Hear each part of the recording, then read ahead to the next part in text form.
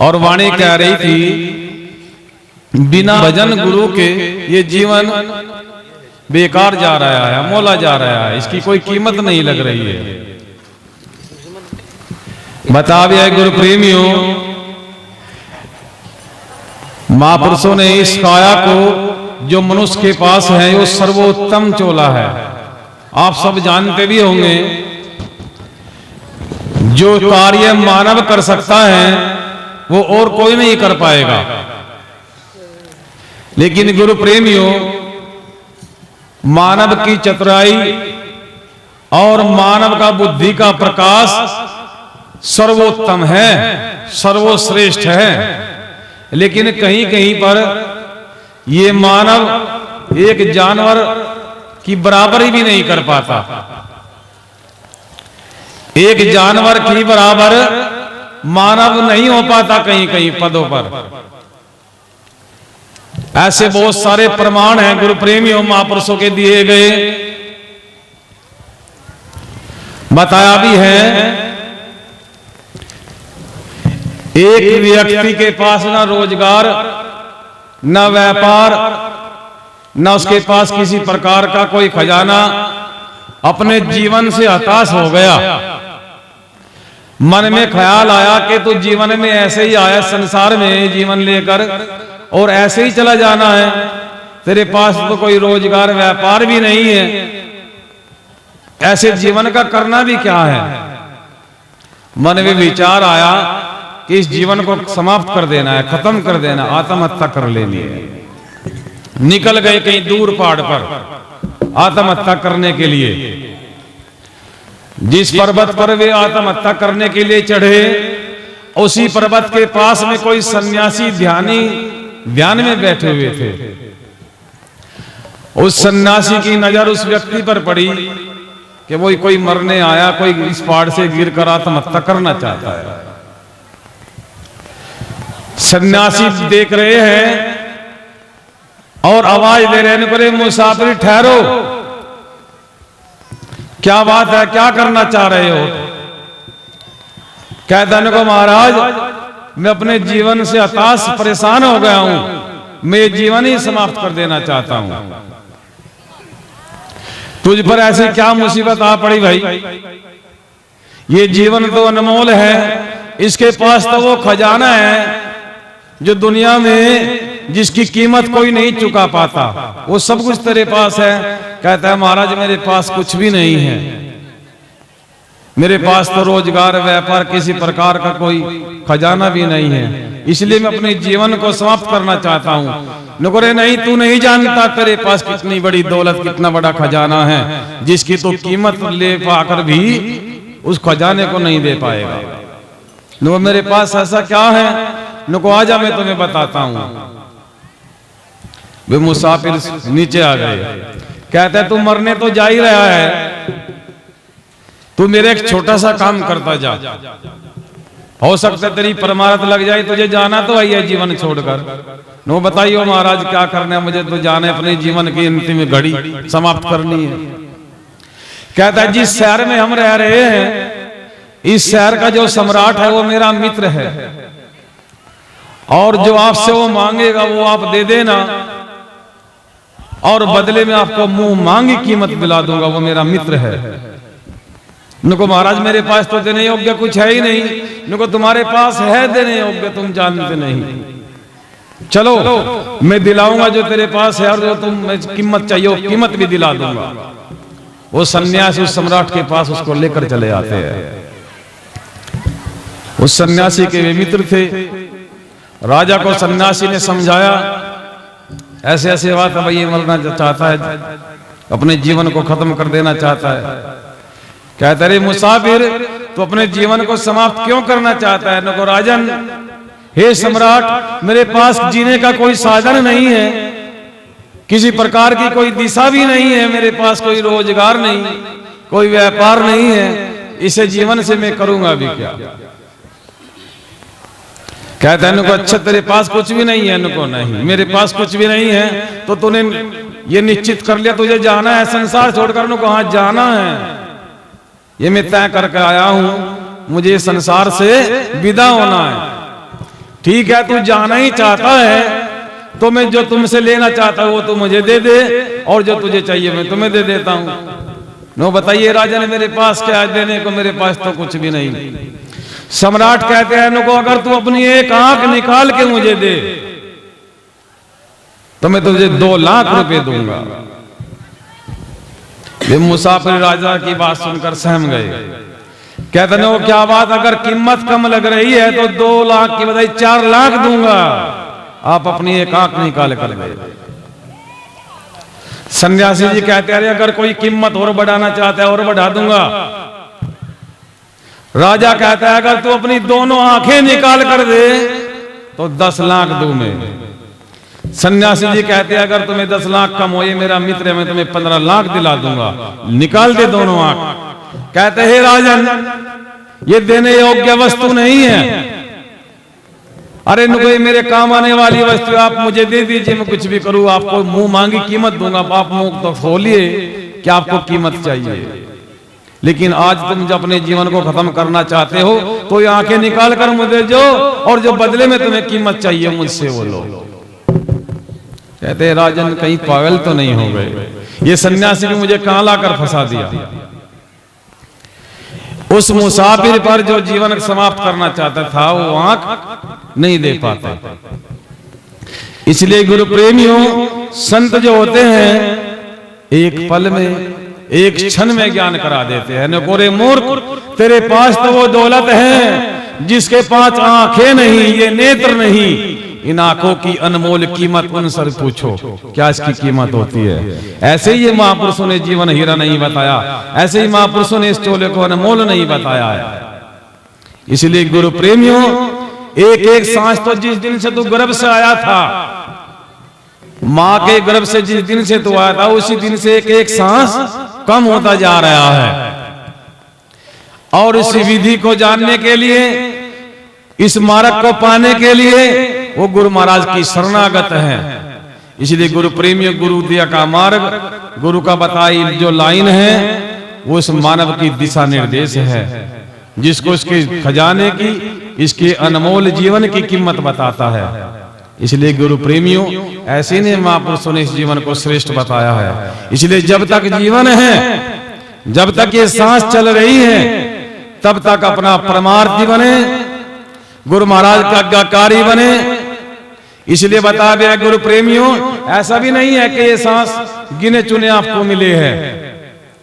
आप पढ़ते भी होंगे, आपने सुना भी होगा, भाई इसके इतने सांस लिखे के हो गए, पूरे चले गए, ये गिने चुने सांस थे, जितने इसको मिले थे इतने इसने समाप्त कर दिए। लेकिन ऐसा नहीं है, आप इन सांसों को बढ़ा भी सकते हो, आप इन सांसों को घटा भी सकते हो, ये तुम्हारे हाथ में है। गुरु रविदास जी कहते हैं, बैठत 12 सोवत 18, चलते पूरे 30, मैथुन किए 64 टूटे, किसविद भजो जगदीश।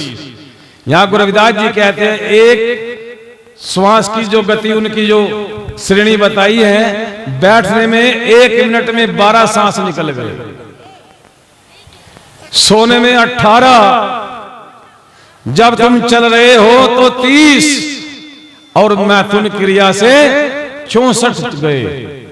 इसलिए संत त्यागी जो होते हैं, सन्यासी ध्यानी जो होते हैं, योगी पुरुष जो होते हैं, वो अपनी सांसों की पुंज को बढ़ा देते हैं। कहते हैं ना उनको, उनके हाथ में उनकी मृत्यु थी, भाई वे जब चाहेंगे तब जाएंगे। ऐसे जो ध्यानी होते हैं, जो वैरागी होते हैं, वो अपनी सांसों की पुंज को संभाल कर रख लेते हैं। इसलिए महापुरुष बताते हैं गुरु प्रेमियों कि सांसों की गति तेरी मुट्ठी में है, तू जितना चाहे जितना बढ़ाए। इसलिए ऐसे ही महापुरुषों ने इसको अनमोल खजाना नहीं बताया है। तो गुरु प्रेमियों, ज्यादा तो नहीं कहूंगा, जो मनोज जी कह रहे थे वाणी को, बिना गुरु के ये जीवन अनमोल तो जा ही रहा है। इसलिए गुरु प्रेमियों, अपने जीवन में ऐसा गुरु, ऐसा दृष्टा होना चाहिए जो हमें बंधनों से छुटकारा दे और तिरने की जुगती और विधि बताए। वो गुरु ही हमें इस पार उतार सकता है। अन्यथा यहाँ गुरु के ऊपर गुरु, गुरु के ऊपर गुरु, यहाँ लाइन लगी पड़ी है। बता भी है साधो इस जग में 7 गुरु बतलाए, अपने स्वार्थ कारण जीव बड़ा भरमाए। इस संसार के जो 7 गुरु हैं वे सब स्वार्थ के कारण इस जीव से प्रीत जोड़ते हैं, इस जीव से रिश्ता और नाता रखते हैं। इसलिए जो निर्बंधन गुरु होते हैं, निर्विकार निर्वीज जो गुरु होते हैं, वो हमें छुटकारा बंधनों से दिला सकते हैं। एक राजा के यहाँ बहुत अच्छा धनुवीर था। राजा ने अपनी सभा में ये कहा, धनुवीर मैं तेरी कला से प्रसन्न हुआ, तेरी कला बहुत अच्छी है, जा तू राज में घोषणा कर दे, तुझसे बढ़कर मेरे राज में कोई धनुवीर नहीं है। राजा जब ये कह रहे थे तू जा घोषणा कर दे, तुझसे बढ़कर कोई और दूसरा धनुषवीर नहीं, तो पास में एक दरबारी खड़ा था, वो नीची गर्दन कर से हंस रहा है। तो उस धनुवीर ने सर राजा के दरबारी को हंसते हुए देख लिया। राजा दरबार समाप्त किया, चले गए। जब वो धनुवीर उस दरबारी के पास गए, भाई तुम क्यों हंस रहे थे? जब राजा साहब ये कह रहे थे कि जा तू राज में घोषणा कर दे, तुझसे बढ़कर कोई धनुवीर नहीं है, और तुम हंस रहे थे नीचे गर्दन लगाकर। कहते हैं नको, हे महाराज गुस्ताखी माफ करना, मुझे ऐसा लगा है कि तुम अभी धनुवीर की कला में कुछ जानते ही नहीं हो। एक धनुवीर को जो राज में घोषणा करने चला था कि तुझसे बढ़कर कोई धनुवीर नहीं, उसको ऐसा एक दरबारी कहे कि तुम धनुवीर की कला में कुछ जानते नहीं हो, तो क्या बीती होगी इस पर? उसको बड़ा दुख हुआ, उसके बहुत दिल को ठेस लगी। कहते न को तो कोई मुझसे बढ़कर धनुवीर है इस राज में? न को है महाराज, दूर जंगल में कोई एक लकड़ी बीनता है, फकीर सन्यासी है, बूढ़ा हो चला, जाओ उसके पास जाओ, जाके कला सीखो। कहाँ मिलेगा? न को दूर जंगल में उसे पता बता दिया, और वो सन्यासी दूर जंगल में उस सन्यासी को वो धनुवीर तलाश करने के लिए निकल गया। ढूंढते ढूंढते उस फकीर के पास चले गए। कहते भाई फकीर बाबा ने को मुझे किसी की तलाश है, बताओ किसकी तलाश है भाई? न कोई जंगल में कोई धनुवीर रहता है जो बहुत अच्छी कला जानता है, लकड़ी बीनता अपना कार्य करता है, मैं उसे मिलना चाहता हूँ। उनको तो तुम ठीक जगह आए हो, मैं ही वो हूँ जिसकी तुम्हें तलाश थी। उनको महाराज मैं धनुवीर कला सीखना चाहता हूँ। राजा ने कहा जा तेरे राज में, मेरे राज में कोई तुझ जैसा धनुवीर नहीं, तो घोषणा कर। दरबारी ने कहा अभी तो धनुवीर कला में कुछ जानता नहीं, कोई दूर जंगल में फकीर है जो आप हो, और मैं आपसे वो कला सीखना चाहता हूँ। ठीक है भाई, रह लिया कुछ दिन, जो मेरे पास कला है मैं तुम्हें सिखाऊंगा। मैं तो बूढ़ा हो चला, हो सकता है जो मेरी कला है वो राजा के काम आएगी तुम्हारे द्वारा। मीना 10 दिन उनके पास गए, जो उसके पास कला थी उन्होंने सिखाई। नुको भाई जो मेरे पास कला थी मैंने आपको सिखाई, जा अब तो घोषणा कर देना। ठीक है महाराज। अब वो चला, चलते चलते विचार आया दिमाग में, मैं घोषणा तो कर दूंगा कि मुझसे कोई बड़ा धनुवीर नहीं है, लेकिन ये मुझे पता है कि मुझसे बढ़कर बड़ा ये है। अभी ये जीवित है, क्यों न इसको मारता चलूं? फिर तुझसे बढ़कर धनुवीर होएगा नहीं, तू अंदर और बाहर से घोषणा कर सकता है।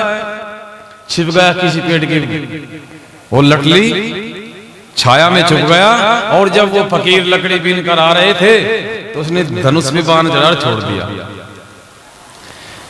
उसने देखा भी नहीं, उस धमनी पहचानी उस सन्यासी ने, अपनी पुटले से एक लकड़ी निकाली ऐसे फेंक दी।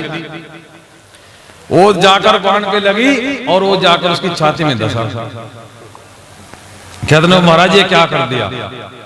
नुको भाई आई कला थी बस मेरे पास में जो रह गई थी, आज तुझे यह भी सिखा दी। तू मुझे मारना चाहता था, घोषणा करना चाहता था, अब जो मेरे पास ये कला थी वो भी मैंने आपको सिखा दी। अब जा तो घोषणा कर दे, अब तुझसे बढ़कर कोई नहीं है। पर खबरदार होशियार रहना, अभी मेरा गुरु जीवित है जिससे मैंने ये कला प्राप्त की है, सीखी है।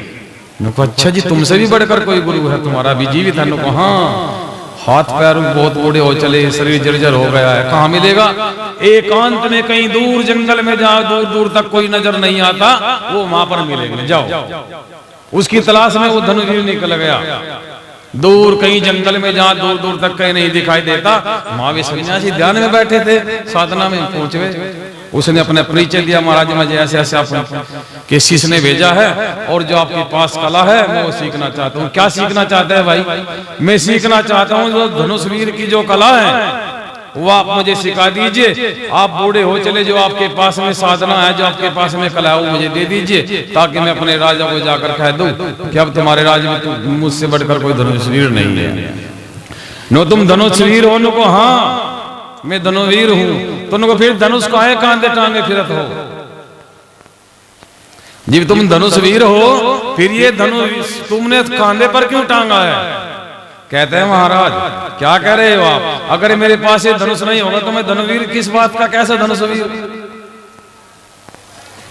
आप कहते हो मैं कांधे पे क्यों टांगे फिर रहा हूं? जब ये मुझसे कांधे से उतर जाएगा तो फिर मैं कहीं का धनुषवीर रहूंगा, कहीं के कला प्रदर्शन करूंगा। कहते रहे नादान, जो धनुषवीर होते हैं उनके कांधे पर ये धनुष नहीं होता उनको। तो फिर तो इस बात को समझाइए मुझे महाराज। उनको आ जाए जरा। ऊपर पक्षी जा रहे थे, उस सन्यासी ध्यानी ने वे पक्षी देखे और नीचे उतार लिए। नुको लगाओ निशान अपने भेदों से अपने लक्ष्य को, और तुम नीचे उतारो। मैंने तो बिना धनुष बाण से नीचे उतार दिए इनको। उड़ते पंछी जो है इनको आप बाण से उतार दीजिए अपने। उसने निशाना लगा चूक गया, फिर निशाना लगा चूक गया। कहते तुम तो कहते थे मैं बहुत बड़ा धनुषवीर हूं और धनुष बांधे टांगे फिरत रहे हो, लगाओ निशाना, लक्ष्य को भेद दो। नुको महाराज ये तो भेद ही नहीं रहे। नुको जो तुम जहां निशाना लगाते होगे वो बहुत बड़ा लक्ष्य होगा आपका, बहुत बड़ा केंद्र बना होगा आपने, जहां आप निशाना सीख रहे होंगे। इधर आओ। एक पहाड़ की छोर पर ले गए, हजारों फुट गहरी खाई, उस पर वे सन्यासी एक पैर के बल पर पूरा शरीर ऐसे लटका दिया, टेढ़े हो गए। नुकाओ यहाँ खड़े हो जाओ मेरे पास में आकर, और जैसे मैं कर रहा हूँ ऐसे करो। खाई पर उस धनुषवीर ने देखा, वहां पैर कांप गए। कहता महाराज मैं नहीं कर सकता ऐसे, मेरे तो पैर कांप रहे हैं, और तुम कहते हो मैं धनुषवीर में लक्ष्य को भेज दूंगा। तुम फिर कहें कि धनुषवीर हुए? तुम धनुषवीर नहीं हो सकते जब तक वो सन्यासी जैसा ठहराओ और टिकाओ नहीं, जब तक अपनी कला में संपूर्ण नहीं है कोई भी।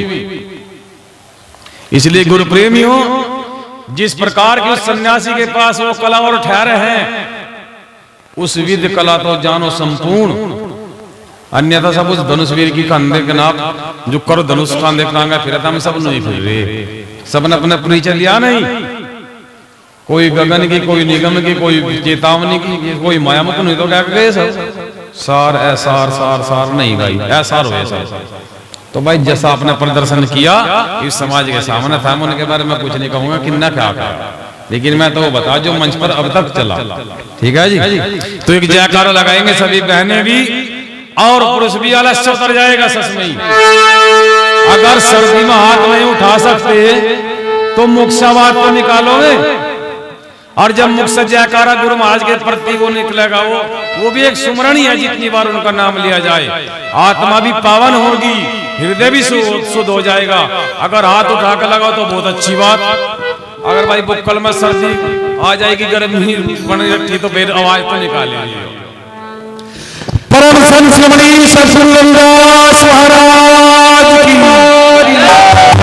स्वामी ज्ञान दीक्षित जी महाराज की, सतगुरु स्वामी सलंगदास जी महाराज की, सुखप्रताल गुरुदेव की, आज के महान सत्संग की, सतनाम सत्संगदास, जय गुरु सलंगदास।